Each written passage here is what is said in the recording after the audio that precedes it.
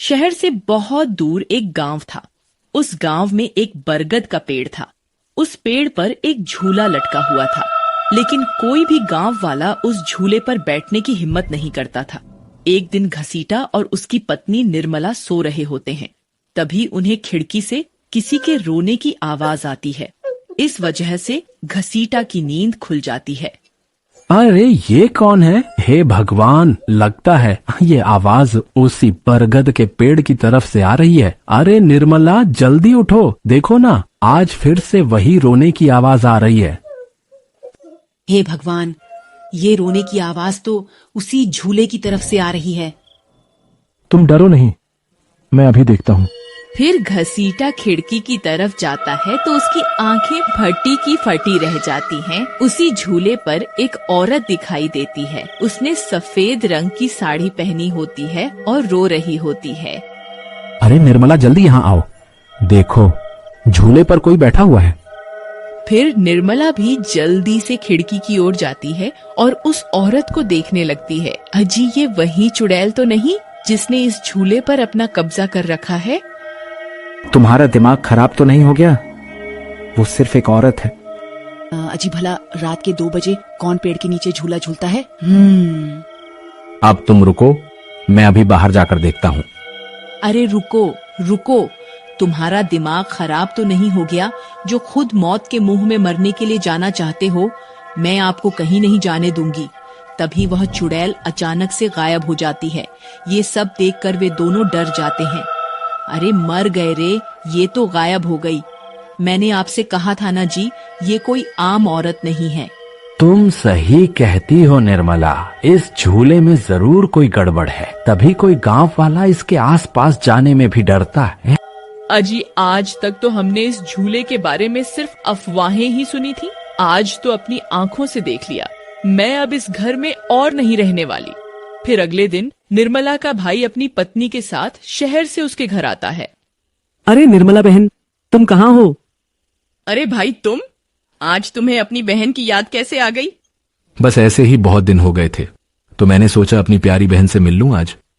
फिर वे लोग पूरा दिन हंसी मजाक करके बिता देते हैं और फिर रात होने पर, बबलू भाई, तुम नीलू के साथ इस कमरे में सो जाओ। हम साथ वाले कमरे में सो जाते हैं।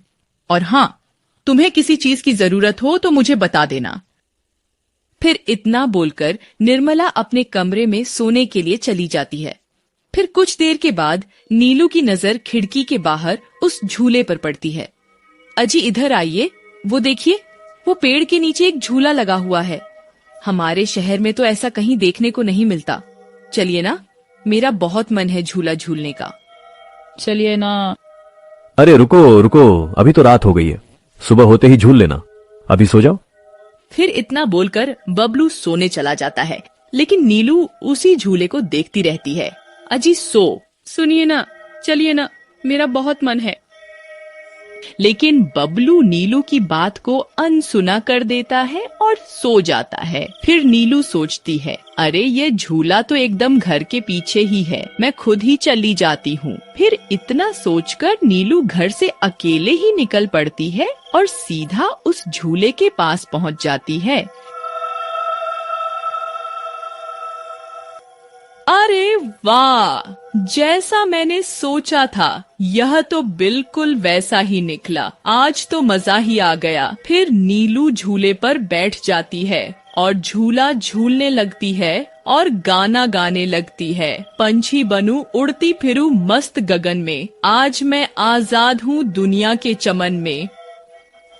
वाह, आज तो मजा ही आ गया। चलो अब घर चलती हूँ। अगर इनकी नींद खुल गई तो ये बहुत नाराज हो जाएंगे। फिर जैसे ही नीलू झूले से उतरने लगती है तो उसे महसूस होता है कि किसी ने उसे पकड़ कर रखा है और वो झूले से नीचे नहीं उतर पा रही। वो बहुत डर जाती है। अरे अरे, ये क्या, कौन है जिसने मुझे पकड़ कर रखा है? वो इधर उधर देखती है, लेकिन उसे कोई दिखाई नहीं देता। अरे मर गई रे, मैं इस झूले से क्यों नहीं उतर पा रही? बचाओ बचाओ, कोई है? हाँ जी, सुनते हो, मेरी मदद करो। अभी नीलू की आवाज सुनकर बबलू की नींद खुल जाती है। निर्मला और घसीटा भी उठ जाते हैं और भागते हुए बबलू के पास आते हैं। अरे बबलू, ये तो नीलू की आवाज थी ना, वह कहाँ है? तभी घसीटा की नजर उस झूले पर पड़ती है। उसे नीलू उस पेड़ के नीचे पड़ी हुई दिखाई देती है। हे भगवान, यह क्या अनर्थ हो गया? नीलू उस झूले के पास कैसे चली गई? फिर वे तीनों भागते हुए उस झूले के पास जाते हैं। उन्हें नीलू वहाँ बेहोश पड़ी हुई मिलती है। हे भगवान, यह तुम्हें क्या हो गया नीलू? नीलू, तुम्हें यहाँ नहीं आना चाहिए था। हे भगवान, अब क्या होगा? फिर वे सब लोग वापस अपने घर आ जाते हैं और सुबह होने पर नीलू को होश आता है। नीलू, तुम ठीक तो हो ना? आज के बाद कभी उस झूले के पास नहीं जाना। उस झूले पर किसी चुड़ैल का साया है। ठीक है दीदी, मैं आज के बाद उस झूले के पास कभी नहीं जाऊंगी। फिर रात होने पर सब सो रहे होते हैं, तभी नीलू की नींद खुल जाती है। उसकी आंखें लाल हो जाती हैं और उसके पैर उल्टे हो जाते हैं और वह घर से निकलकर झूले की तरफ चल देती है और झूला झूलने लगती है। उसकी हंसी सुनकर उन सब की नींद खुल जाती है। निर्मला और घसीटा भागते हुए बबलू के कमरे में आते हैं और नीलू को वहां ना पाकर परेशान हो जाते हैं। हे भगवान, अब यह नीलू कहाँ चली गई? फिर वे सब खिड़की से जब वे झांक कर देखते हैं तो उनकी आंखें फटी की फटी रह जाती हैं। नीलू झूला झूल रही होती है। अरे मर गए रे! यह ना समेटी तो फिर से झूला झूलने चली गई। अरे बेवकूफ बबलू, अपनी पत्नी को संभाल कर नहीं रख सकता क्या? देख, तेरी पत्नी आधी रात को कैसे झूला झूल रही है। दीदी, मुझे माफ कर दो। मैंने इसे समझाया भी था कि उस झूले की तरफ कभी मत जाना। अरे जल्दी चलो, हमें अभी नीलू के पास जाना होगा, कहीं कोई अनर्थ ना हो जाए।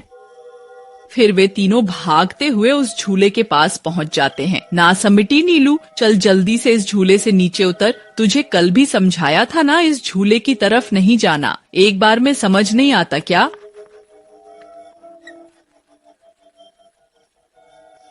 जरा इसके पैरों की तरफ तो देखो। अरे मर गए रे, ये तो चुड़ैल बन गई है। अरे मर गए रे, मेरी बीवी तो चुड़ैल बन गई। अब क्या होगा? अरे भागो रे भागो, सब अपनी जान बचाकर भागो। अरे मैं तो जीते जी विधवा बन गया। अरे मेरी बीवी तो चुड़ैल बन गई। फिर वे तीनों वहाँ से भाग जाते हैं। तभी उन्हें रास्ते में कुछ गांव वाले मिलते हैं। अरे घसोटा भाई, क्या हुआ? इतनी रात गए, कहाँ भागे जा रहे हो? अरे भाई, इसकी पत्नी नीलू शहर से आई थी और रात को वह बरगद के पेड़ के नीचे बंधे झूले पर झूला झूलने चली गई। अब उस चुड़ैल ने उसके शरीर पर अपना कब्जा कर लिया है। हे भगवान, यह क्या अनर्थ हो गया? चलो हम सब मिलकर अभी वहाँ चलते हैं। फिर वे सब गांव वाले मिलकर वहाँ पहुँच जाते हैं। नीलू अभी भी झूला झूल रही होती है। ए चुड़ैल, बस बहुत हो गया। तूने हम गांव वालों को बहुत परेशान किया है। तेरी वजह से कोई भी रात को इस रास्ते से गुजरने की हिम्मत नहीं करता था, लेकिन बस आज तेरा खेल खत्म करके रहेंगे। चलो भाइयों, आज इस चुड़ैल को जिंदा नहीं छोड़ना, बता रहे हैं। भाइयों, हमें इस झूले को इस पेड़ से काट कर अलग करना होगा। फिर कुछ गांव वाले खंजर से झूले की रस्सी तोड़ देते हैं। झूला टूटते ही नीलू नीचे गिर जाती है और चुड़ैल गुस्से में नीलू के शरीर से बाहर निकल जाती है। हे गांव वालों, ये तुमने सही नहीं किया, अब तुम सब मरोगे। भाई जल्दी से इस झूले में आग लगा दो, हो सकता है इस झूले के जलने से ये चुड़ैल भी मर जाए। तभी एक गांव वाला उस झूले को आग के हवाले कर देता है। उस झूले में आग लगते ही वह चुड़ैल भी तड़पने लगती है और कुछ ही देर में वह भी जलने लगती है। मैं किसी को जिंदा नहीं छोड़ूंगी। अरे अरे, मर गई रे। गांव वालों, मैं तुम्हें जिंदा नहीं छोड़ूंगी। मैं वापस आऊंगी।